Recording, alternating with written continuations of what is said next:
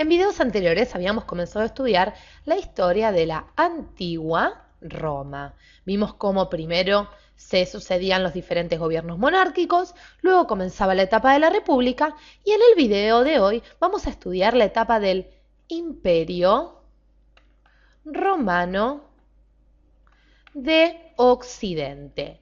Pero antes de conocer cuáles fueron los emperadores o representantes más interesantes de esta etapa de la historia de Roma, vamos a repasar un poco qué pasaba en la etapa final de la República. Habíamos visto cómo una vez que moría Craso,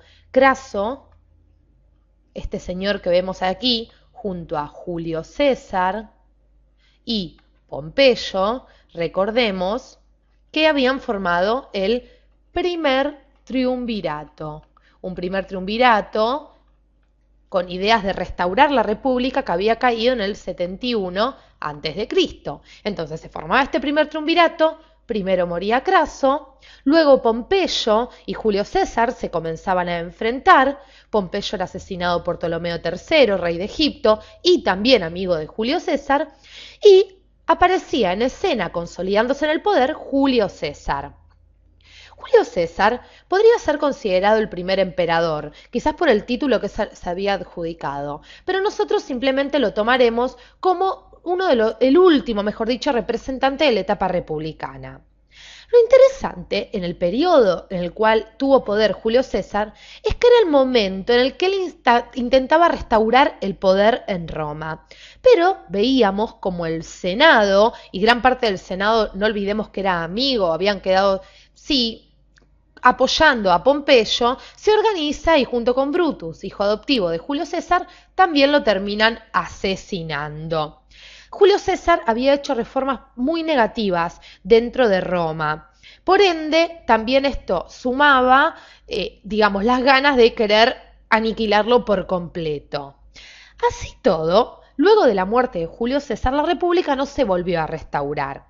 Roma sufrió diferentes guerras civiles y se formó, y ahora sí pasemos a nuestro siguiente video, un segundo triunvirato. Segundo triunvirato. Y ustedes se preguntarán, ¿quiénes son estos personajes que estamos viendo aquí? Este señor es Octavio. Octavio era sobrino nieto de Julio César. El triunvirato, este segundo triunvirato, también estaba formado por Marco Antonio, y a su vez también por Marco Lépido. Marco Lépido, así como le pasaba a Craso en el primer triunvirato, no tenía demasiado peso dentro de este segundo triunvirato, pero sin embargo lo conformaba. Ahora bien, ¿qué podemos decir de este segundo triunvirato?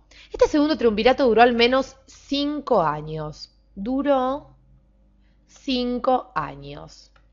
Y si bien no fue tan importante como fue el primer triunvirato, marcó, si se quiere, el inicio de Octavio en el poder. Pero vamos a ver por qué. En primera instancia, Marco Lépido, como decíamos, no tenía demasiado voz ni voto. Y Marco Antonio y Octavio también van a comenzar a enfrentarse, como siempre, como pasó con Pompeyo y Julio César, por ver quién tomaba el poder. Marco Antonio marcha en cierto momento a Egipto y Octavio en el 31 a.C. estaba participando en la batalla de Actium. Muy bien. Una vez que participa en la batalla de Actium, en el 29 a.C., decide volver a Roma y así tomar el poder. Toma el poder. Para los historiadores será Octavio el primer emperador del Imperio Romano de Occidente. Pero veamos qué va a pasar en estos comienzos del Imperio Romano de Occidente. Octavio, como decíamos, se había convertido en un monarca con mucho poder. Lo quería el Senado, tenía el respaldo del ejército y el pueblo romano había vuelto a recobrar cierta paz que no tenía hace rato. Entonces el pueblo también lo quería. El pueblo lo quería, para ponerlo de alguna forma, ¿sí? Era un emperador muy bien visto. Una vez que muere Octavio, y ahora sí pasemos a nuestras siguientes imágenes, Octavio no tenía un heredero directo del trono. Entonces va a asumir el poder este señor que vemos aquí, que se llamó Tiberio. Tiberio estuvo en el poder desde el 14 al 37 después de Cristo. Y entre las características importantes de su gobierno o los hechos a resaltar, podemos decir que él inaugura la dinastía Julio-Claudia, una de las dinastías para aquel entonces más importantes de Roma. Julio-Claudia. Ahora bien, también debemos resaltar que Tiberio redactó excelentes leyes para favorecer a las provincias romanas de aquel entonces. Luego de que muere Tiberio, ya nos quedamos sin Tiberio, va a asumir el trono un emperador muy loco que gobernó desde el 37 al 41 después de Cristo. ¿Y de quién estamos hablando? Estamos hablando de Calígula. Pero Calígula no tendría tanta suerte, porque en el 41 después de Cristo lo asesinado por los pretorianos.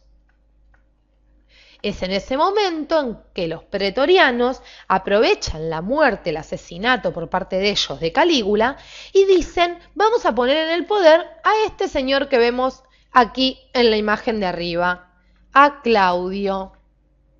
Claudio entonces tomará el poder del Imperio Romano de Occidente del 41 al 54 después de Cristo.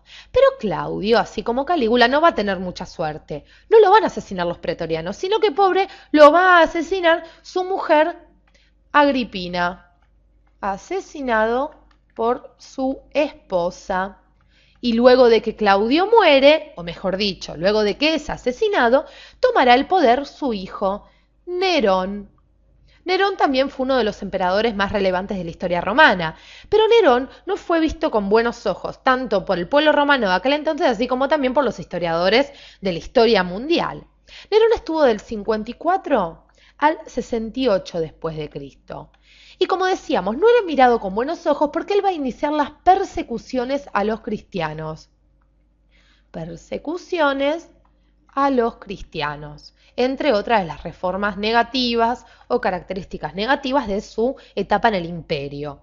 Ahora bien, ya pasemos a nuestras siguientes imágenes para seguir conociendo un poco a los emperadores más importantes.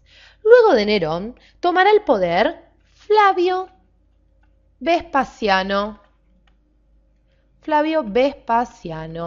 Flavio Vespasiano estuvo desde el 69 al 79 después de Cristo y también hizo reformas muy interesantes. Restauró, si se quiere, la paz en Roma y emprendió la guerra contra Germania. Una guerra muy importante. Guerra contra Germania. Muy bien. Una vez que Flavio Vespasiano deja el poder, asume el emperador Tito. Tito estuvo desde el 79 al 81, no estuvo muchos años. Luego de Tito, para nombrar otros emperadores importantes, vendrá Domiciano que estuvo en el poder desde el 81 al 86, y luego se sucederán una serie de emperadores hasta que aparece este señor que vemos aquí, que es ni más ni menos que Marco Aurelio. Marco Aurelio también fue uno de los emperadores más interesantes y relevantes de la historia de la antigua Roma. Marco Aurelio estuvo desde el 161 al 180 después de Cristo y también fue el que supo estar, si se quiere, o dar la etapa más próspera a la historia de Roma. Vamos a poner así que fue una etapa próspera. Muy bien, esto fue básicamente la sucesión de emperadores dentro del Imperio Romano de Occidente. En videos posteriores veremos cómo cae este Imperio Romano de Occidente y conoceremos cómo se desarrolla 10 siglos después el Imperio Romano de Oriente o Imperio Bizantino.